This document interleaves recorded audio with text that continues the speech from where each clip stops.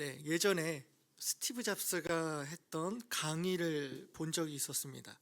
그 강의의 내용은 2005년 스티브 잡스가 스탠퍼드 대학교 졸업식 연설을 하는 내용이었는데요.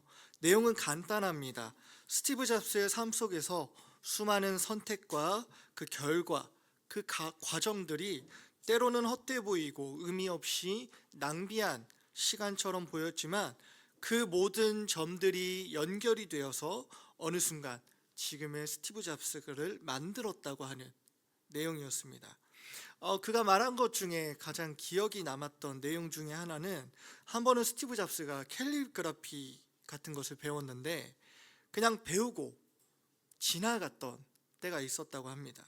그런데 이 캘리그라피라는 경험이라는 한 점이 어느 순간 그의 기업의 로고를 그리는데 사용하게 되었다는, 그 일화를 통해서 사람의 인생의 점들이 모이고 그 인생의 점들의 의미를 보게 되는 과정이 존재한다는 걸 생각했던 때가 있었습니다.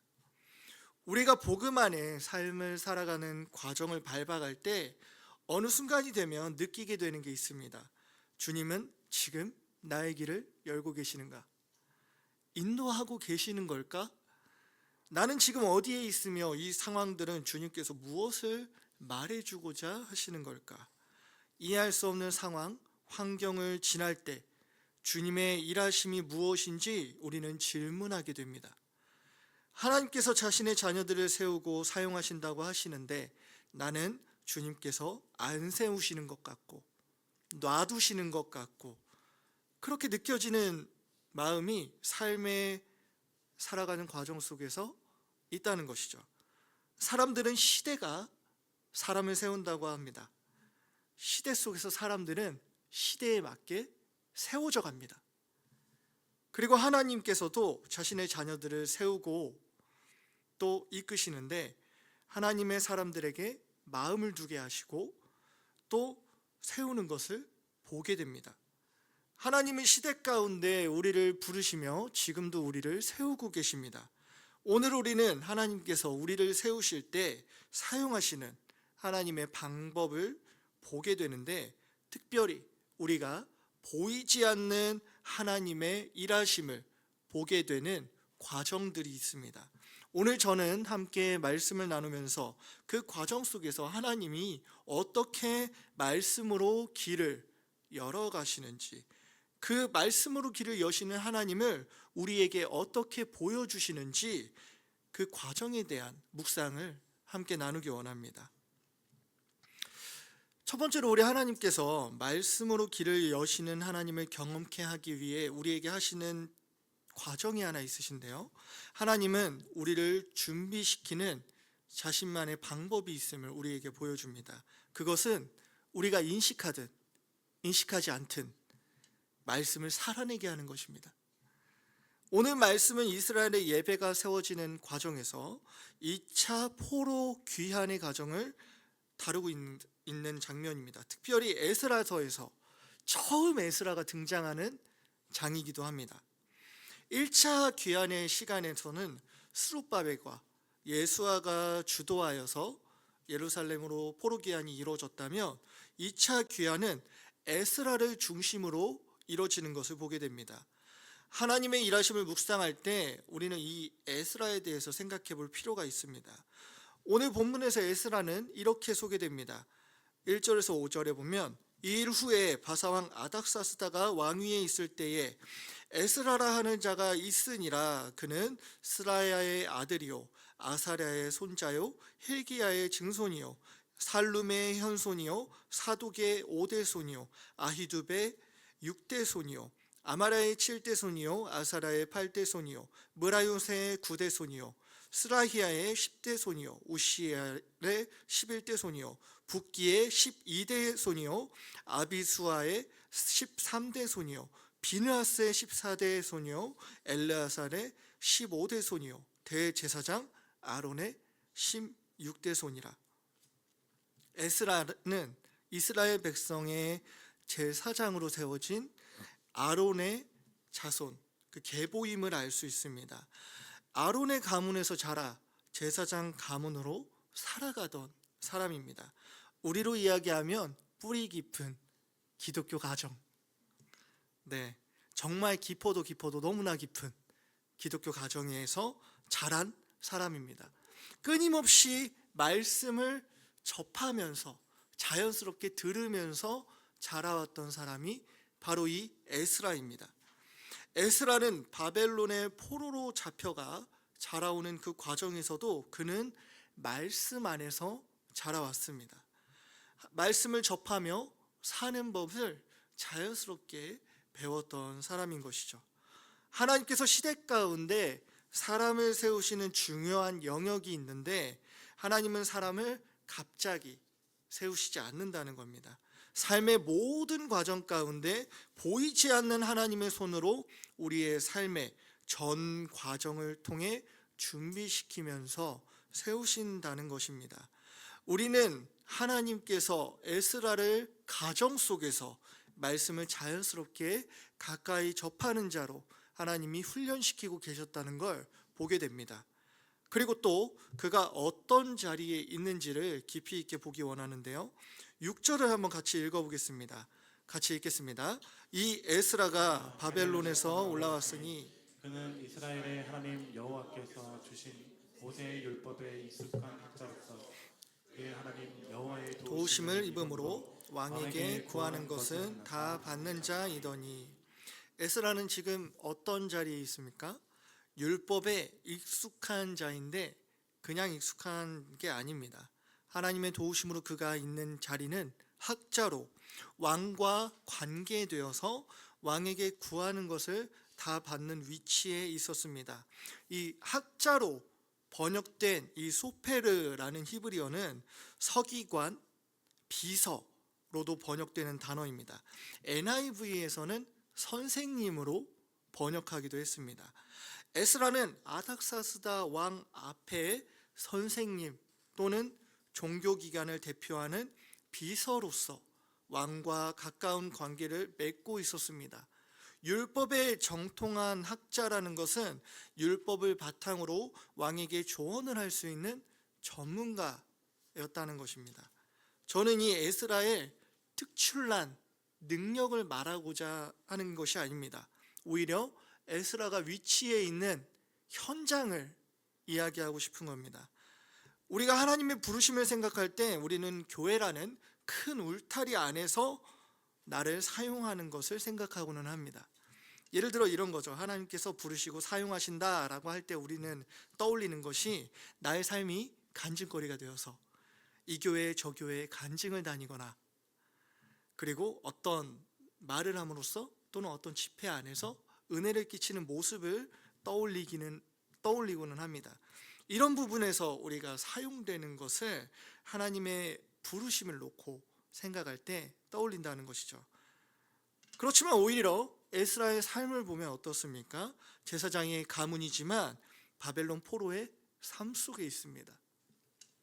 그는 바벨론에 속하여서 그저 자신의 자리를 살아내고 있는 것을 보게 됩니다. 여기서 우리가 발견하는 것은 이것입니다.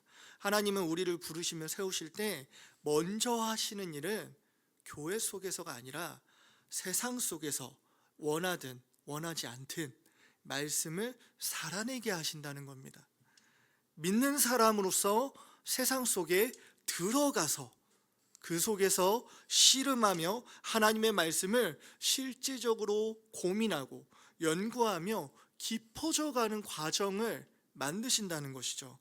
교회 안에서 말씀을 아는 것으로 끝나는 것이 아니라 세상 속으로 나가 관계 속으로 보내시는 겁니다. 그 속에서 살아내게 하심으로 하나님을 고민하고 질문하게 한다는 것입니다. 그런 과정 속에서 우리를 숙련된 전문가로 말씀이 깊어져가는 사람으로 세워가신다는 것이죠. 우리는 하나님이 부르신 그 순간부터 우리는 말씀을 살아내는 존재인 것입니다. 보이지 않는 하나님의 손이 나를 인도하고 계십니다. 이미 말씀을 살아내고 있는 우리의 영역이 하나님이 세우시는 첫 번째 놀라움임을 잊지 않는 저와 여러분이 되기를 원합니다. 첫 번째는 삶 속에서 나도 모르게 말씀을 살아내게 하시며 하나님께서 세워가신다면, 본격적으로 하나님께서 말씀으로 길을 여시는 것을 우리에게 보이시는 과정이 있으신데, 그것은 우리로 하여금 말씀만 붙들고 따르며 보이고 가르치기를 결단하게 하시는 순간입니다. 바빌론에서 율법에 정통한 학자로서 살아가는 에스라는 자신의 고향 예루살렘 성전이 완공되었다는 소식과 예배가 이루어졌다는 소식을 듣습니다. 그러자 그는 마음을 정하고 바벨론의 모든 것을 내려놓고 예루살렘으로 향하는 길을 결정합니다. 그때 에스라의 마음의 결단이 무엇이죠? 10절, 에스라가 여호와의 율법을 연구하여 준행하며 율례와 규례를 이스라엘에게 가르치기로 결심하였더라. 연구하고 준행하며 율례와 규례를 가르친다. 삶으로 자연스럽게 씨름하고 있던 그 말씀을 이제는 스스로가 떠올리며 마음에 품고 지키기를 결단하는 것입니다. 그리고 지키는 것을 넘어서 이제는 믿는 자로서 말씀대로 사는 것을 그들에게 보이며 가르치기를 결단하는 것입니다. 단순히 나 혼자만의 믿음이 아니라 가장 가까운 공동체에게 나의 삶으로 본을 보이고 말씀으로 살아내는 것을 보여주면서 가르치는 것이죠. 주님을 나타내길 결단하는 것입니다. 자신의 바벨론에서의 유익도 중요하지 않았습니다. 자신의 삶의 씨름은 말씀을 따르고 가르치기를 결단하는 그 순간부터는 더 이상 개인의 유익으로 끝나지 않습니다. 하나님이 본격적으로 자신이 말씀으로 우리의 길을 열고 계심을 보이고자 하실 때에 하나님께서는 우리의 이 결단을 사용하십니다. 자연스럽게 습관처럼 하던 신앙생활을 넘어서서 이제는 말씀대로 따르고 그것을 무엇한다고요? 가르치기로 결심하는 결단, 이것을 통해 하나님의 일하심을 발견하는 문을 여시는 거죠.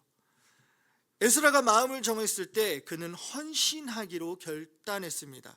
말씀 앞에 나를 온전히 드리기로 마음 가운데 결단한 것입니다. 단순히 취미처럼 하고 싶을 때 하는 게 아니라 마음을 다해서 힘을 다해서 어떻게 한다고 합니까? 말씀을 연구하고 지키는 것입니다. 그리고 이웃에게 말씀을 전하고 가르치며 보이는 것이죠. 가르치는 것은 단순히 지식 전달만 하는 것이 아닙니다. 삶으로도 말로도 다양한 영역을 통해 전해져야 하는 것입니다. 우리가 일상을 살아갈 때 그저 흘러가는 대로 몸을 맡기는 순간에는 우리의 삶 속에서 특이점을 발견할 수 없습니다. 신앙생활도 마찬가지입니다. 믿는 자로 살아가지만 종교생활처럼 예배만 드리는 것, 다락방에서 나눔만 하고 끝나는 것, 이런 부분으로는 내 삶 속에서 하나님이 어떻게 역사하고 계시는지를 발견하는 건 쉽지 않습니다. 그렇지만 우리가 삶 속에서 특이점을 발견하게 되는 과정, 그 순간이 있다면 그것은 내가 마음을 두고 말씀을 살아내고자 몸부림칠 때, 결단할 때입니다. 말씀대로 살아내고자 할 때 내 삶 속에서 안 보이던 부분들이 보이기 시작하고 갈등하고 고민하는 부분을 말씀에 비춰보며 새롭게 발견하는 것들이 생겨나는 것이죠. 또한 이것이 가르치는 부분, 다시 말해서 말씀을 드러내는 부분으로 넘어가게 되면 내가 깨닫는 의미는 더 확대됩니다. 나만 바라보던 삶에서 복음을 드러내고 누군가에게 보이고자 할 때에 거기서 오는 과정에서 더 큰 하나님을 발견하게 되는 것이죠. 사랑하는 성도님들, 일상을 살아가는데 하나님의 일하심을 보기 원하십니까? 그렇다면 말씀을 살아내게 하셨던 그분의 말씀대로 이제는 내 일상 속에서 말씀을 깊이 연구하며 그 말씀을 지키기 위해 치열하게 씨름하시기를 결단하시기 바랍니다. 특별히 그 말씀을 가르치는 자로, 삶 속에서 내 주변에 드러내며 보여주는 자로 살기를 결단하시기 바랍니다. 우리가 마음을 두고 말씀을 깊이 알고 가르치고자 결단할 때에 말씀으로 길을 여시는 하나님을 발견하는 그 문을 열게 될 줄 믿습니다. 말씀을 정리하면서 두 번째 과정이 있고 나서야 발견되는 놀라운 축복을 나누고자 합니다. 에스라가 마음을 정하고 결단하자 에스라의 주변에서 비로소 발견되는 것들이 있었습니다. 그것은 바로 27절에서 28절의 에스라의 고백입니다. 같이 읽겠습니다. 우리 조상들의 하나님 여호와를 송축할지로다. 그가 왕의 마음에 예루살렘 여호와의 성전을 아름답게 할 뜻을 두시고 또 다른 왕과 그의 보좌관들 앞과 왕의 권세에 있는 모든 방백의 앞에서 은혜를 얻게 하셨도다. 내 하나님 여호와의 손이 내 위에 있으므로 내가 힘을 얻어 이스라엘 중에 우두머리들을 모아 나와 함께 올라오게 하였노라. 말씀을 깊이 연구하고 또 가르치기를 결단하고 나아갈 때 하나님의 일하심을 에스라는 하나씩 하나씩 발견하게 됩니다. 왕의 마음을 움직여서 성전을 아름답게 하시는 하나님의 일하심, 왕과 보좌관들과 방백들의 마음을 움직여서 일을 진행케 하시는 그 하나님. 1차 포로귀환 때 돌아갈 사람들은 다 돌아가고 자기 혼자 결단한 줄 알았는데 뜻을 같이 하고 2차 포로귀환의 과정에 동참했던 수많은 동역자들을 보게 하시는 그 하나님. 마지막으로 예루살렘으로 돌아가는 여정을 순탄케 인도하시는, 자그마치 3개월이라는 그 기간 동안 평안을 허락하시는 그 손길을 보게 하시는 하나님을 발견하게 됩니다. 사랑하는 성도님들, 우리 모두가 말씀으로 우리의 길을 여시는 하나님을 보기 원합니다. 그렇다면 이 한 가지를 잊지 마시기 바랍니다. 이미 하나님이 우리의 길을 열고 계십니다. 단지 우리는 말씀을 살아내고 있다는 사실을 당연한 삶 속에서 인지하지 못하고 있을 뿐입니다. 그리고 또 한 가지를 결단하시기 바랍니다. 이제는 흘러가는 삶이 아니라 살아계신 하나님의 말씀을 깊이 알아가며 그 말씀을 붙잡고 씨름하고자, 그리고 그 귀한 말씀을 이제는 드러내므로 가르치는 삶을 살겠다고 결단하기 원합니다. 그렇게 마음과 뜻을 정하고 하나님의 말씀 앞에 우리가 씨름할 때 우리는 보게 될 것입니다. 나를 인도하고 계셨고 길을 여시는 하나님이 더 많은 순간순간 보게 될 것입니다. 에스라처럼 찬양하며 하나님의 손이 나를 인도하고 계셨다는 걸 그 과정 속에서 고백하게 되실 겁니다. 말씀 앞에 진지하게 나아가야만 하나님의 일하심을 발견합니다. 삶 속에서 말씀을 붙잡고 기도하며 하나님 앞에 씨름하는 그 사람만이 하나님의 손을 발견하게 됩니다.